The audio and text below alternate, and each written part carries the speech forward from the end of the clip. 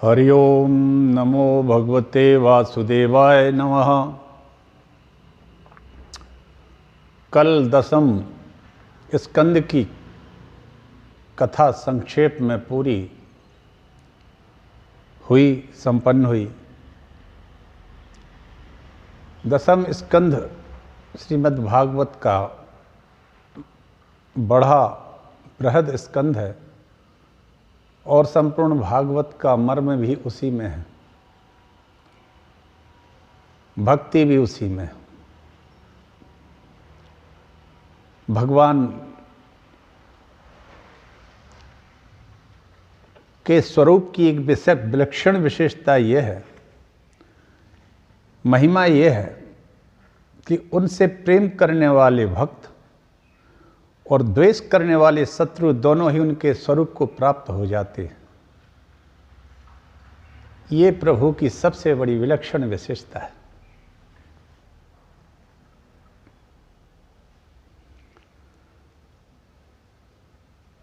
जिस लक्ष्मी को प्राप्त करने के लिए बड़े बड़े देवता यत्न करते रहते हैं, वे लक्ष्मी जी भगवान के श्री चरणों में सदैव नृत्य निरंतर सेवा करती हैं।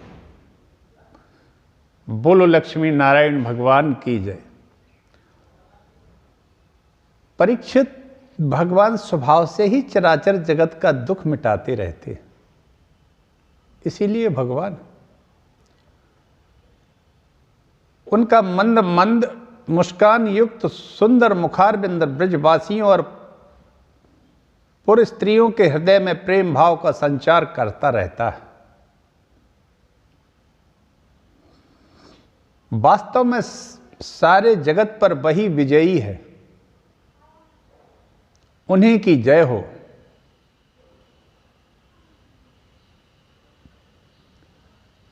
परीक्षित, प्रकृति से अतीत परमात्मा ने अपने द्वारा स्थापित धर्म मर्यादा की रक्षा के लिए दिव्य लीला शरीर ग्रहण किया, करते ही हैं। उसके अनुरूप अनेकों अद्भुत चरित्रों का अभिनय भी वो करते हैं। जितने उन्होंने चरित्र अपने दिखाए, तो उन चरित्रों का अभिनय भी उन्हें करना पड़ता है। उनका एक एक कर्म स्मरण करने वाले के कर्म बंधनों को काट डालने वाला है।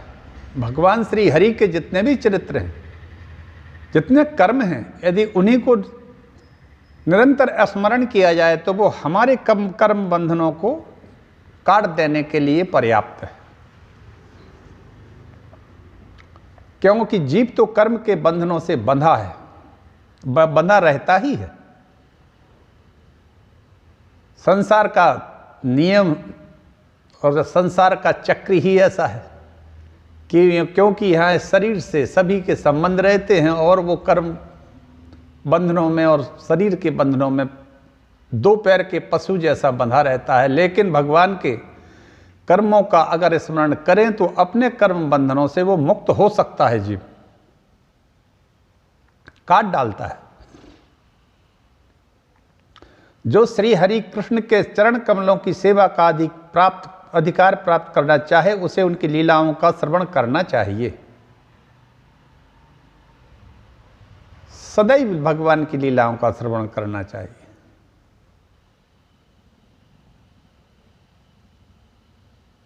श्रवण कीर्तन मनन चिंतन करने लगता है लीला कथाओं का अधिकाधिक, तब उसकी यही भक्ति उसे भगवान के परम धाम में पहुंचा देती है। यद्यपि काल की गति से परे पहुंच जाना बहुत कठिन है, परंतु भगवान के धाम में काल की दाल नहीं गलती है मित्रों। भगवान के धाम में काल की गाल नहीं गलती। वैसे काल से पार पाना असंभव है, लेकिन भगवान के यहाँ, भगवान के धाम में काल कुछ नहीं कर सकता।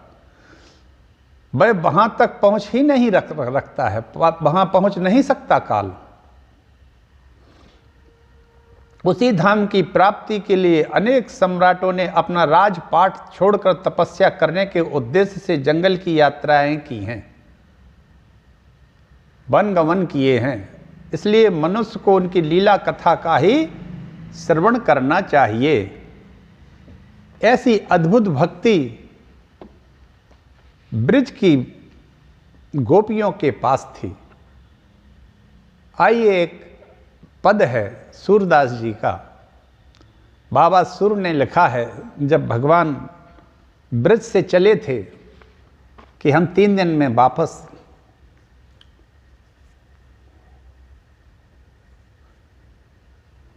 वृंदावन में आ जाएंगे, पर आए कब? जब कुरुक्षेत्र में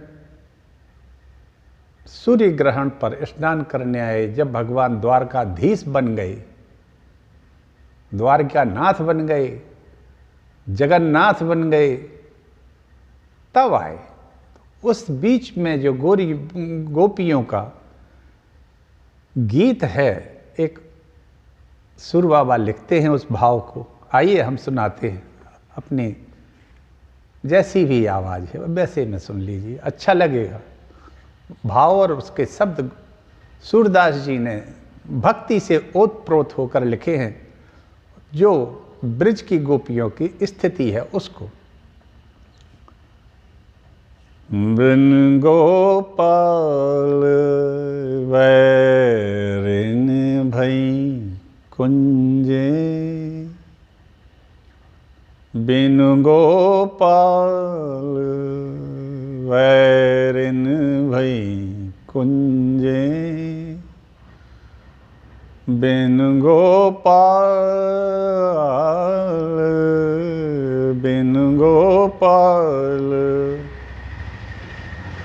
बैरिन भई कुंजे, बिन गोपाल तब बेलता लगत तन शीतल, तब बेलता लगती तन शीतल, अब भई विषम ज्वाल की पुंजे, बिन गोपाल बिन गोपाल बिन गोपाल बैरिन भई कुंजे, बिन गोपाल तब बेलता लगत तन शीतल, तब बेलता लगत तन शीतल, अब भई विषम ज्वाल की पुंजे, अब भई विषम ज्वाल की पुंजे, बिन गोपाल बैरिन भई कुंजे, बिन गोपाल बिन गोपाल बिन गोपाल बैरिन भई कुंजे, बिन गोपाल वृथा बहती जमुना खग बोलत, वृथा बहती यमुना खग बोलत, वृथा बहती यमुना खग बोलत, वृथा कमल फूलनी अली गुंजे, बिन गोपाल बैरिन भई कुंजे, बिन गोपाल पवन पान घन सार सजीवन, पवन पान घन सार सजीवन, दधि सुत किरनी भानु भई भुंजे, दधि सुत किरनी भानु भई भुंजे, बिन गोपाल बिन गोपाल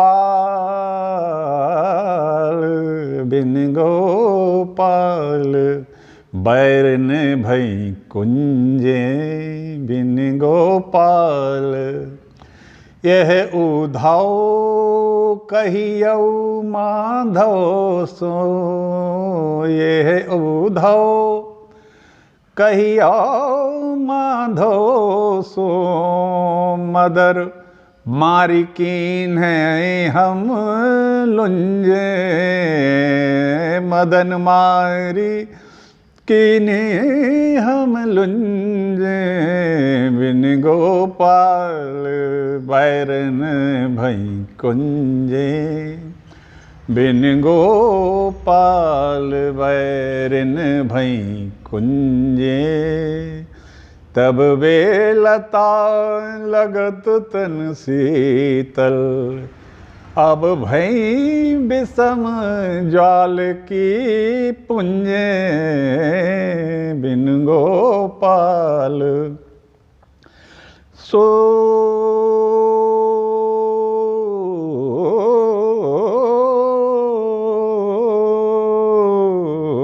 सूरदास प्रभु तुमरे दरस को, सूरदास प्रभु तुमरे दरस को, सूरदास प्रभु तुम्हारे दरस को। मगजोबत अखियाँ भई गुंजे, मन मगजोबत मगजोबत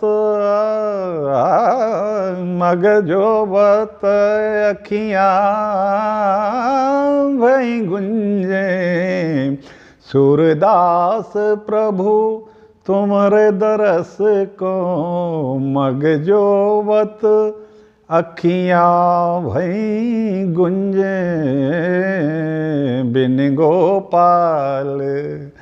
बैरन भई कुंजे बिन गोपाल। कृष्ण के विरह से व्यथित ब्रज गोपियां उद्धव से अपनी विरह व्यथा का इस पद में वर्णन करती हैं। हे उद्धव, बिना गोपाल के ये कुंजें भी हमारे लिए शत्रु के समान लग रही हैं, प्राणघातक।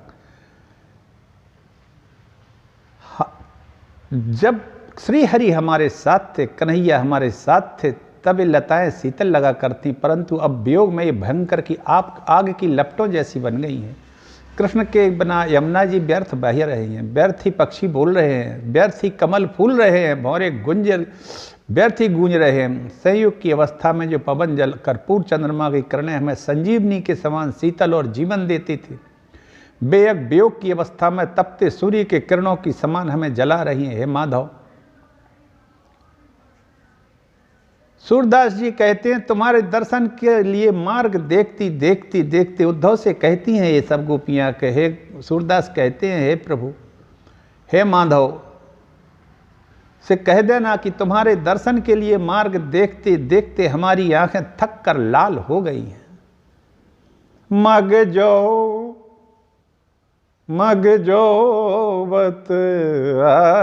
सूरदास प्रभु तुमरे दरस को, मगजोबत अखियाँ भई गुंजे। गुंजे लाल रंग का होता है गुंजे का रस। ऐसी लाल हो गई हैं आँखियाँ तुम्हारे प्रभु। आप कह तो गए थे कि हम 3 दिन में आ जाएंगे, और अभी तक नहीं आए। उद्धव से अपनी विरह व्यथा इस पद के माध्यम से गोपियां कहती हैं, उद्धव सुनते हैं और उद्धव मस्त हो जाते हैं इनकी भक्ति को देख के। आइए अब हम सब 11वें एकादश स्कंद में प्रवेश करें, और एकादश स्कंद में प्रवेश करते समय सब लोग भगवान श्री कृष्ण का नाम लें, सबका मंगल हो, और हम एकादश स्कंद की ओर चलते हैं। मंगलाचरण। ओम नमो भगवते रासमंडलेश्वराय श्री कृष्णाय नमः। नित्यं भागवतं यस्तु पुराणं पठते नरः प्रत्यक्षरं भवेत् तस्य कपिलादानजं फलम्। यह पठेत प्रेतो नित्यम श्लोकम भागवतम सुत 18 पुराणानां फलमाप्नोति मानवः। ओम पूर्णमदः पूर्णमिदं पूर्णात् पूर्णमुदच्यते पूर्णस्य पूर्णमादाय पूर्णमेवावशिष्यते। चिंतयन् परमेशानीं सताक्षीं जगदीश्वरीं पंचकोशान्तर्गतां पुच्छब्रह्मं स्वरूपिणीं रक्तांबरपरिधानां करुणारससागरां नानायोद्धरामम्बां जगत्पालं तत्प्रां शब्दब्रह्मयी चराचरमयी ज्योतिर्मयी वाङ्मयी नित्यानंदमयी निरंजनमयी तत्त्वमयी चिन्मयी तत्वातीतमयी परात्परमयी मायामयी श्रीमयी सर्वैश्वर्यमयी सदाशिवमयी समां पाहि मीनाम्बिके। ओम श्री महाअंजनाय पवनपुत्राय नमः। नारायणं नमस्कृत नरं चैव नरोत्तमं देवीं सरस्वतीं व्यासं ततो जयमुदीरयेत्। सीतानाथ समारम्भां श्रीरामानन्दार्य मध्यमाम् अस्मदाचार्य पर्यन्तां वन्दे श्रीगुरुपरम्परां। जय जय श्री राधारमण जय जय नवल किशोर जय गोपी चित्तचोर प्रभु जय जय माखन चोर। ओम सच्चिदानंद रूपाय विश्वोत्पत्त्यादि हेतवे तापत्रय विनाशाय श्री कृष्णाय वयं नमः।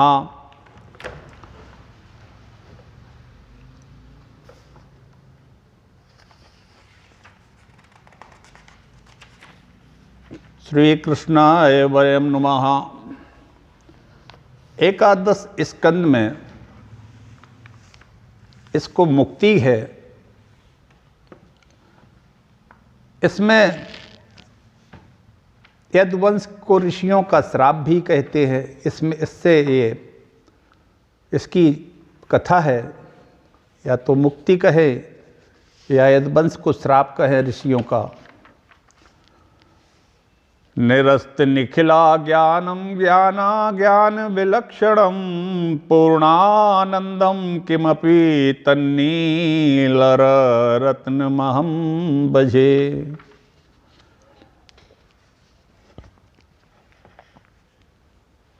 व्यासनंदन भगवान सुखदेव जी कहते हैं, राजा परीक्षित, भगवान श्री कृष्ण ने बलराम जी तथा अन्य यदुवंशियों के साथ मिलकर बहुत से दैत्यों का संहार किया था तथा कौरव और पांडवों में भी शीघ्र मारकाट कराकर महाभारत का एक बड़ा भारी युद्ध करके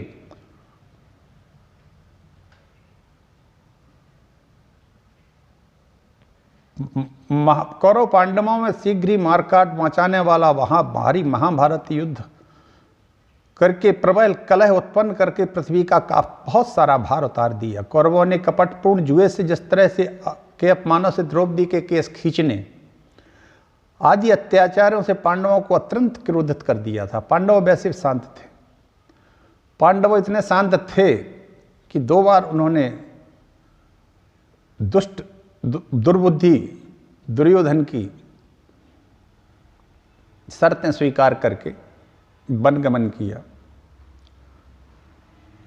यहाँ तक कि उन्होंने द्रौपदी का चीरहरण करने का प्रयास किया, भगवान ने बचा लिया।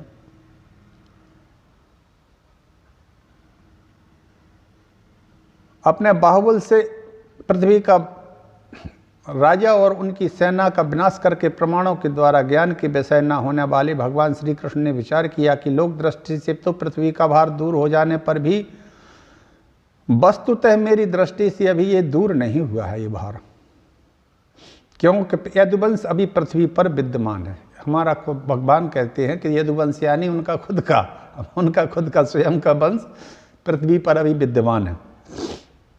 यह यदुवंश मेरे आश्रित है और हाथी घोड़े जनबल धनबल आदि विशाल वैभव के कारण यह उद्दंड हो गया है। यह एक बड़ी महत्वपूर्ण बात है। क्या आदमी का विवेक यदि रहता है और बुद्धि रहती है तो जनबल और धनबल दोनों ठीक है, वो एक सकारात्मक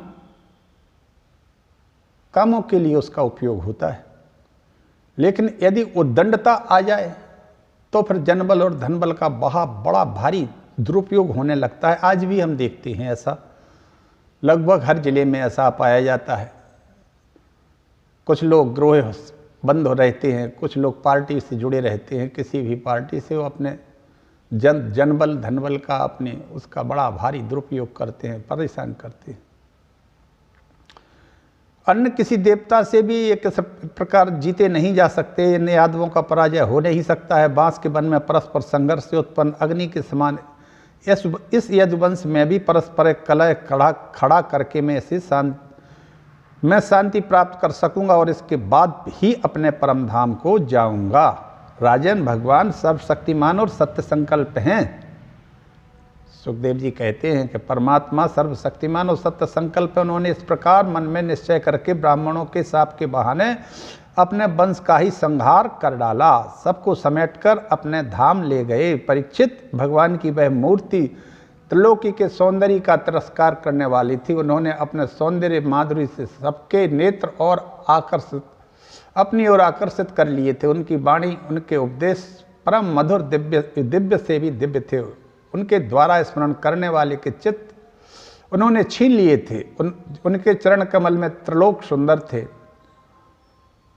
उनके चरण कमल त्रिलोक सुंदर थे। जिसने उनके एक चरण चिन्ह का भी दर्शन कर लिया, उसकी बहिर्मुखता दूर भाग गई और वह कर्म प्रपंच से ऊपर उठकर उन्हीं की सेवा में लग गया, उन्हीं के धाम चला गया। जिसका बड़े बड़े सुकवियों ने बड़ी ही सुंदर भाषा में वर्णन किया है। वह इसलिए कि मेरे चले जाने के बाद लोग मेरी इस कीर्ति का गान श्रवण स्मरण करके इस अज्ञान रूपी अंधकार से सुगमता से पार हो जाएंगे।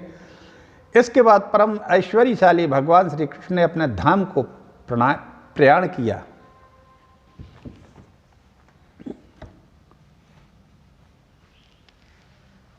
कृत्वा दैत्यवधं कृष्णः सरामो यदु विरव्रतः भो अवतारयद भारम जविष्ठम जन्यन कलिम।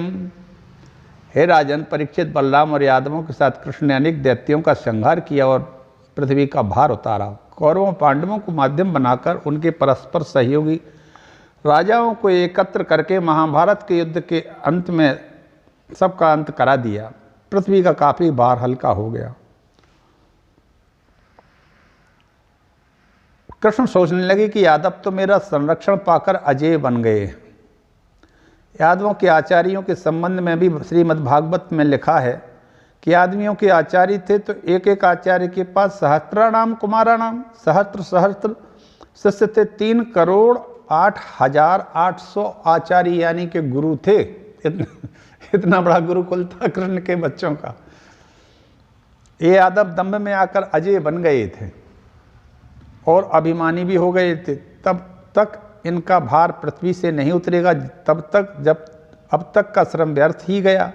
ऐसा विचार कर जैसे ही बांस में वन से बांस में ही आग लगती है, बांस से बांस के द्वारा ही आग लगती है, उसी प्रकार इन यादवों में भी आपसी कलह करा के संहार करके अपने धाम जाऊंगा, तभी मुझे शांति मिलेगी।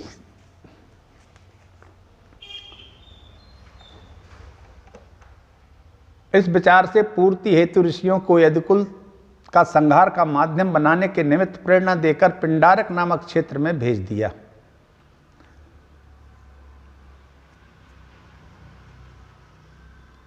भगवान ने ऋषियों को पिंडारक नामक क्षेत्र में भेज दिया। क्यों भेज दिया? क्योंकि वहीं यादव रहते थे, सब मिल गए उनको। विश्वामित्रो असितः कर्णो दुर्वासा भृगुरंगिरः कश्यपो वामदेवो अत्रिर्वसिष्ठो नारदादयः। उस पिंडारक क्षेत्र में भगवान को प्रेरणावश कुछ यादव कुमार जाम्बती नंदन सांब को ते वे सेत्वा स्त्री वे सही सांबम जाम्बती सुतम। सांब जो था वो जाम्बती का पुत्र था। स्त्री वेश बनाकर छल से उदर पर वस्त्र लपेटकर गर्व का अभिनय करके उन ऋषियों के पास जाकर पूछने लगे, हे यथार्थदर्शियों, यह कमल लोचना स्त्री स्वयं पूछने में सकुचाती है, लजाती है। आप यह बता दें कि इसके क्या संतति होगी, पुत्र जनेगी या पुत्री? ऋषि सर्वदर्शी कुपित होकर बोले, एवं प्रलब्धा मुनियस्तानुचुः कुपिता नृपो जनयस्यति वो मंदा मुसलम कुलनाशनम।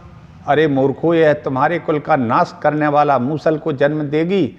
ऋषियों ने ऐसे कुपित वचनों को सुनकर यादव कुमारों ने सांब के पेट से वस्त्र खोलते हुए एक मूसल गिरा दिया।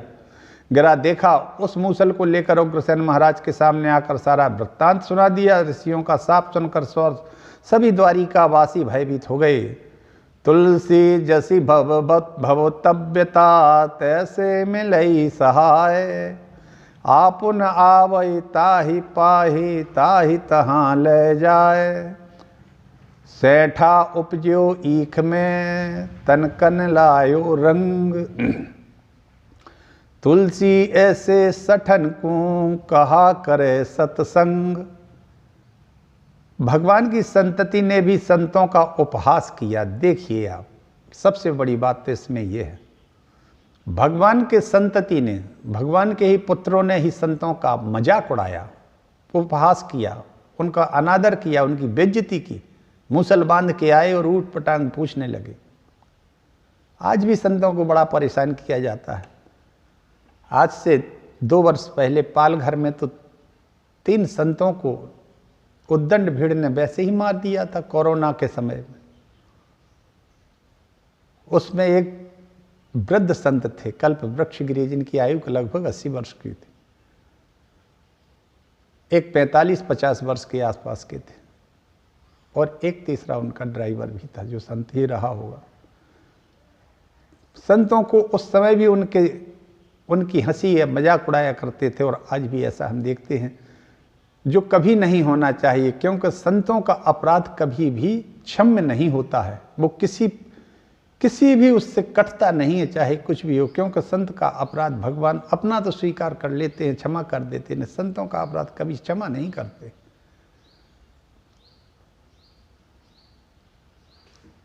इस तरह सभी द्वारकावासी भयभीत हो गए। बाद में उस मूसल को उग्रसेन महाराज ने घिसवा कर चूर्ण बनाकर समुद्र में फेंकवा दिया। बची हुई छोटी कील को भी समुद्र में फेंकवा दिया। जैसे एक मछली निकल गई, एक व्याध ने उस मछली के उधर से निकाली हुई उस लोहे की कील को अपने बाण की नोक पर लगा लिया। समुद्र में उस मूसल के अवशेष चूर्ण में एरका नाम की घास उगाई। भविष्य में इसी मूसल के अवशेषों से यदुकुल का नाश हो गया। हे राजन,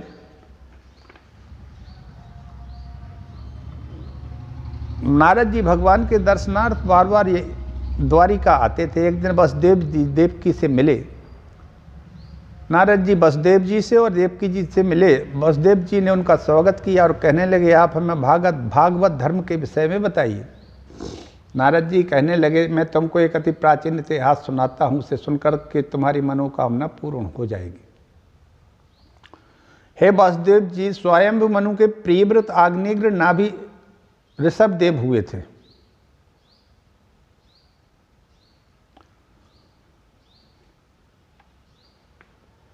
ऋषभदेव भगवान के अवतारों में से एक माने जाते हैं। ये भगवान विष्णु के एक अवतारों में से एक है ऋषभदेव, ऐसा पुराणों में वर्णित है। इन ऋषभदेव के भगवान के 100 पुत्र थे। सबसे बड़े पुत्र का नाम भरत था। उसी के नाम पर हमारे देश का नाम अजनाब वर्ष से भारतवर्ष पड़ गया। 9 पुत्र 9 द्वीपों के अधिपति हुए। 81 पुत्र कर्म मार्ग के प्रवर्तक हुए जो ब्राह्मण हो गए। क्षत्रिय कुल में जन्म लेने के बाद भी अपनी तपस्या के कारण और विवेक के कारण इनके 81 पुत्र कर्म मार्ग के प्रवर्तक हुए, कर्मकांड के, और वो ब्राह्मण बन गए अपनी तपस्या के कारण। अब 9 योगेश्वर जो हैं वो आत्मविद्या के निष्णात थे। इन्हीं 9 योगेश्वरों के द्वारा नारद जी ने वासुदेव को प्रत्येक भगवान के विषय में योग, भक्ति सभी का वर्णन करवाया है। एक समय विदेह राजा के यज्ञ में 9 योगेश्वर आए। नवा भवन महाभागा मुनियो ह्यर्थ सांसिना श्रमणा बात रसना आत्मविद्या विशारदा।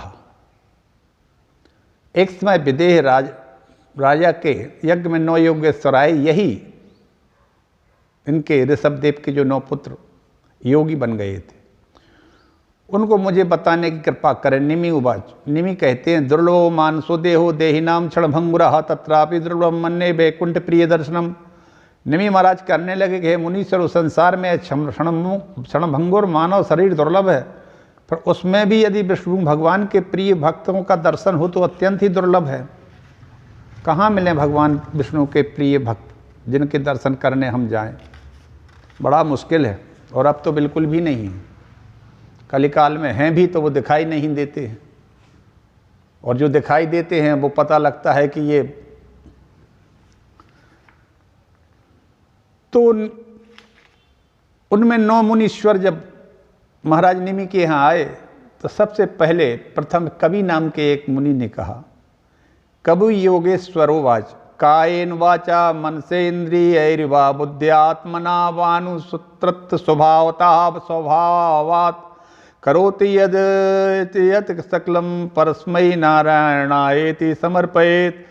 अर्थ है इसका कि जो शरीर से, मन से और वचन, बुद्धि, स्वभाव आदि से सभी होने वाले काम नारायण भगवान के निमित्त ही करता है तो भगवान उसे अपना बना लेते हैं। गीता में भी कहा है भगवान ने, ऐसा भक्त कभी रोता है तो कभी हंसता है, कभी नाचता है। वह ब्राह्मण, गाय, हाथी, पक्षी सभी में, अग्नि, वायु, आकाश, प्राणी, नदी, वृक्षों में भी ईश्वर के ही दर्शन करता है। सर्वत्र दर्शन करता है। सिया राम में सब जग जाने, हरि व्यापक सर्वत्र समाना, प्रेम ते प्रकट हो ही में जाना। अतः मार्गदर्शक गुरु को ही ईश्वर समझ करके भगवान का भजन करना चाहिए। अब दूसरे नंबर के जो उनके पुत्र थे, उनका नाम हरि था। योगेश्वर हरि बोले, परम भागवत का लक्षण बताते हैं। संसार धर्मैर विमुह्यमानः स्मृत्या हरेर भागवत प्रधानः। जो सांसारिक धर्मों में लीन न होकर भगवत स्मरण में ही लीन अपने को रखता है, वही परम भागवत है। इसका भाव ऐसा हो, प्रभनौ सब ही धर निधर सीसा, करहु कृपा जन जानि मुनीसा। जो सब भूतों में परमात्मा को और अपने में सब भूतों को देखता है, सभी भूतों को परमात्मा के अंदर देखता है और अपने में सभी भूतों को देखता है, कितनी ऊंची अवस्था होगी। तथा परमात्मा को देखता है, वह श्रेष्ठ भागवत है। भक्तों में कृपा, शत्रुओं में उपेक्षा का भाव, वह मध्यम है। जो प्रतिमाओं में श्रद्धा से भगवान का भजन करता है, मूर्ति में, वह भी एक प्रारंभिक भक्ति है। और जो सांसारिक सुख दुखों, अपने परायों, मरण, देह, प्राण, इंद्रियां आदि में अनुरक्त न होकर, अहंकार रहित होकर भगवान का चिंतन करता है, वही श्रेष्ठ भागवत होता है। 3 तीसरे योगेश्वर अंतरिक्ष नाम के थे। उन्होंने कहा, भगवान की माया के विषय में हम बताते हैं। अंतरिक्ष कहने लगे, राजन भगवान ने तो पंच महाभूत मन से 11 इंद्रियों की सृष्टि की और उनमें प्रवेश किया। इस प्रकार से शरीर में रहने वाला उसमें आसक्त हो जाता है और इंद्रियों के अनुसार वासनात्मक कर्म फल करता हुआ, अपने फलों को, कर्म फलों को भोगता हुआ, शरीर को ही आत्मा समझता हुआ उसमें आसक्त हो जाता है। मैं अरुमोर तोर तय माया, जय बस की ने जीव ने काया, गो गोचर जह लगी मन जाई, सो सब माया जाने हो भाई। जहाँ जहाँ तक इंद्रियों की पहुँच है, गो माने इंद्रियां होती हैं, गोचर जहाँ तक इंद्रियों की पहुँच होती है वो माया के अधीन कहलाती हैं। वो सब चीज़ें सब इन्हें गौतीतम चरित पुरीतम माया रहित मुकुंदा। कितना सुंदर स्तुति की है गोसाई जी ने बालकांड में। सब इन्हें गौतीतम, जो इंद्रियों से अतीत हैं वो प्रभु। चरित पुनीतम, जिनके चरित्र अत्यंत आनंददायक है, पुनीत है। माया रहित मुकुंदा, वो माया से दूर हैं। वो मुकुंद भगवान के चरणों की शरण, राम राजा के चरणों की शरण, श्री राम कृष्ण के चरणों की शरण में हम जाते हैं। तो वो कहते हैं, अंतरिक्ष कहते हैं, जो तीसरे नंबर के थे, कि इनसे जो मुक्त है वह जीवन मुक्त है। चौथे गुरु जो प्रबुद्ध थे, वो कहते हैं दुस्तर माया से छुटकारा कैसे मिले। प्रबुद्ध ने कहा, महाराज निमि प्राणी संसार में सुख प्राप्ति के लिए ही काम करता है, परंतु उसे सुख के स्थान पर उल्टे दुख को ही प्राप्ति होती है। सुख की प्राप्ति संभव तभी है जब सभी पदार्थों में मन की आसक्ति हटाकर संतों की संगति करे। इन्होंने सत्संग को महत्व दिया, सत्संग में जाकर परोपकार दिया, मैत्री भाव को हृदय में धारण करना चाहिए। भगवान के भक्त जब आपस में मिलते हैं, 4 मिलें 64 खिले, 20 रहे कर जोरी, हरिजन से हरिजन मिले भैंसे 7 करोड़। भगवान में श्रद्धा रखत नाम संकीर्तन की माया का प्रभाव कम हो जाता है। 5वें योगेश्वर पिपलायन है। ये निमि महाराज से नारायण का स्वरूप पूछा तो नारायण भगवान का स्वरूप है श्लोक, नात्मा जनान न मरिष्यति नैदते असौ न शीयते सबन विद व्याविचारिणाम ही सर्वत्र सस्व बदन पायो पलब्धे पात्रम प्राणो यथेन्द्रिय वलेन विकल्पितम सतो। ना तो नारायण ब्रह्म उत्पन्न होता है, ना मरता है, न बढ़ता है, ना घटता है। घटने बढ़ने उत्पन्न होने वाले और नष्ट होने वाले बाल युवा आदि काल का दृष्टा है। सर्वत्र रहने वाला ज्ञान स्वरूप एक होने पर भूतेंद्रिय बस विभिन्न विभिन्न रूपों में व्यवहारित होता है। सत्य है अविकारी ब्रह्म। उन्होंने ब्रह्म को लिए सत्य स्वरूप का है, सत्यम परम धीमहि। इस भागवत के प्रथम श्लोक में ही सत्य को ही ईश्वर कहा है। और ये योगेश्वर कहते हैं जो पिपलायन, उन्होंने कहा है सत्यम परम धीमहि, सत्य ही है अविकारी ब्रह्म। तो 6वें योगेश्वर अभिहोत्र ने निमि के को कर्मयोग के विषय में बताया। हे महाराज, निमि सब जब प्राणी फलों की इच्छा न रखकर ईश्वर परायण वेदोक्त कर्म करता है, उसे नई कर्म सिद्धि मिलती है। कर्मण्येवाधिकारस्ते मा फलेषु कदाचन, गीता। उपकार के कर्म, कर्मा कर्म विकर्मेति वेदवादो न लौकिकः वेदस्य चेश्वरात्मवात् तत्र मुह्यन्ति सूर्यः। वेदोक्त रीति से ही कर्म करना चाहिए। प्रातः काल उठ कै रघुनाथा मातु पिता गुरु ना वही माथा। प्रातः काल उठ कै रघुनाथा मातु पिता गुरु ना वही माथा। अकर्म वेद विरुद्ध कर्म करना कभी नहीं चाहिए। लेकिन क्या है वेद विरुद्ध कर्म? परद्रोही, परदाररत, परधन पर अपवाद, तेनर पावर पापमय देह धरे मनुजात। उत्तरकांड में आह कितना सुंदर काकभूषण जी कह रहे हैं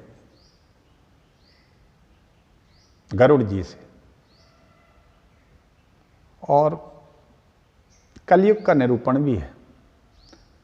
निरंतर द्रोह करना, घर से लेकर बाहर तक, मोहल्ले से लेकर पड़ोस तक, सभी जगह द्रोह करने की एक आदत सी पड़ती जा रही है। हम भी देखते हैं।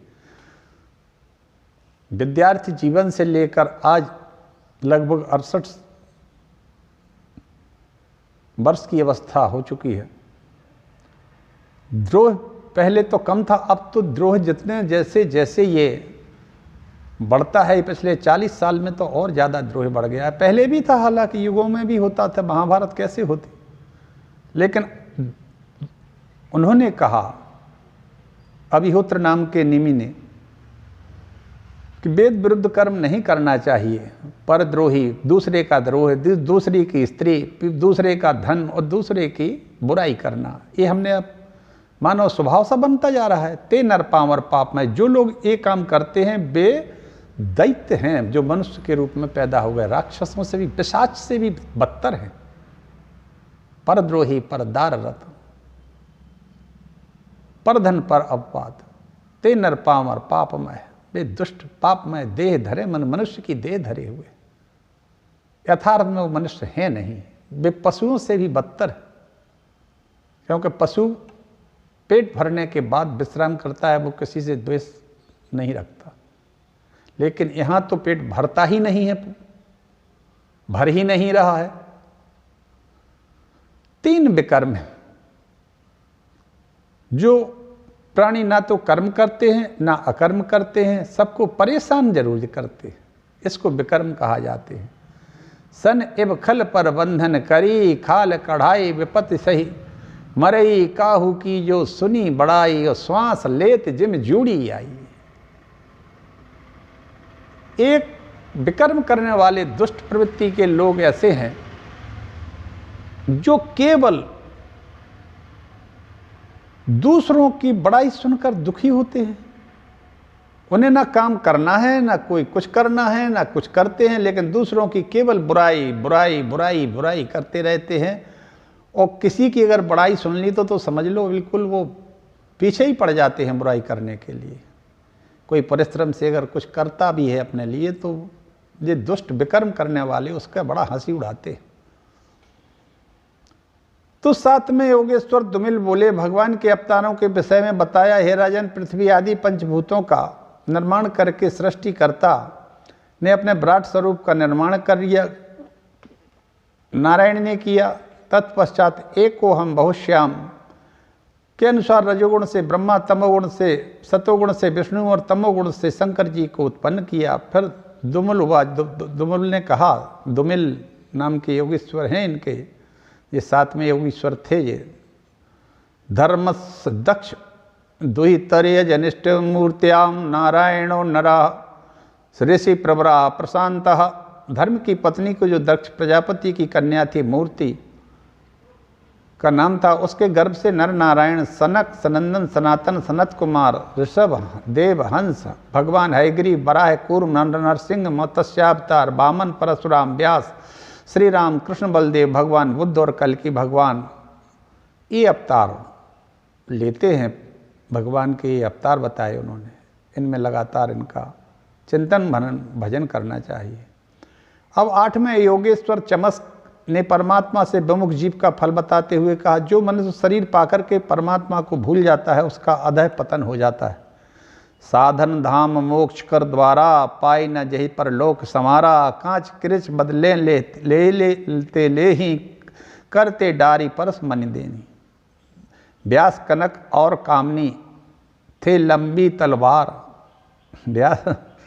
व्यास जी कहते हैं, कनक और कामनी थे लंबी तलवार, निकसत ही हरि भजन को बीच ही हरि मार। एक कनक एक कामनी दुर्गम घाटी दोई, चलो चलो सब ही कहें पहुंचा बिरला कोई। ये कबीर ने लिखा है। 9वें योगेश्वर करभाजन, चारों योगों में करभाजन जो थे 9वें योगी, भगवान ऋषभदेव के पुत्र ये 9 योगेश्वर थे। इनने अपने हिसाब से भगवान के तत्व का निरूपण किया। राजा निमि से तो 9वें योगेश्वर कहते हैं। 4 युग में भगवान के रूप, नाम व पूजा विधि बताई है। राजन सतयुग में भगवान का श्वेत वर्ण है, चतुर्भुज जटा माला मंडल हंस धर्म अवतार। त्रेता युग में भगवान रक्त वर्ण के, श्वेत वर्ण के रहते हैं। भगवान का अवतार का जो वर्ण है वो श्वेत रहता है। सतयुग में, त्रेता में रक्त वर्ण लाल वर्ण का रहता है। श्रुवा हाथ लिए विष्णु यज्ञ प्रश्नि गर्भ नाम होते हैं। और द्वापर में श्याम वर्ण रहता है भगवान का। पीताम्बरधारी चक्रधारी रहते हैं वसुदेव, बलदेव, प्रद्युम्न इनके नाम होते हैं। और कलयुग में कृष्ण वर्ण होता है भगवान का। उनका नाम सायुध, सपार्षद, दुख नाशक, कल की आदि नाम होते हैं। विद्वान कलयुग को अच्छा मानते हैं क्योंकि इसमें नाम के संकीर्तन से ही कल्याण होता है। कलयुग केवल नाम आधारा, सुमरी सुमरी सुमिर सुमिर नर उतरहि पारा। कलयुग केवल नाम आधारा, सुमिर सुमिर नर उतरहि पारा। इसी के साथ आज की कथा को हम विश्राम देते हैं। एकादश स्कंध चल रहा है। कल कथा को आगे फिर हम सुनाने का प्रयास करेंगे। तब तक संसार के सभी जीवों का मंगल हो। भगवान श्री हरि सब पर कृपा करें और सभी लोग भगवान श्री हरि का स्मरण करें और आनंद अपने जीवन में आनंद से रहें। जय श्री कृष्ण हरे, जय श्री कृष्ण हरे, जय श्री कृष्ण हरे, जय श्री कृष्ण हरे। हर हर महादेव शंभो।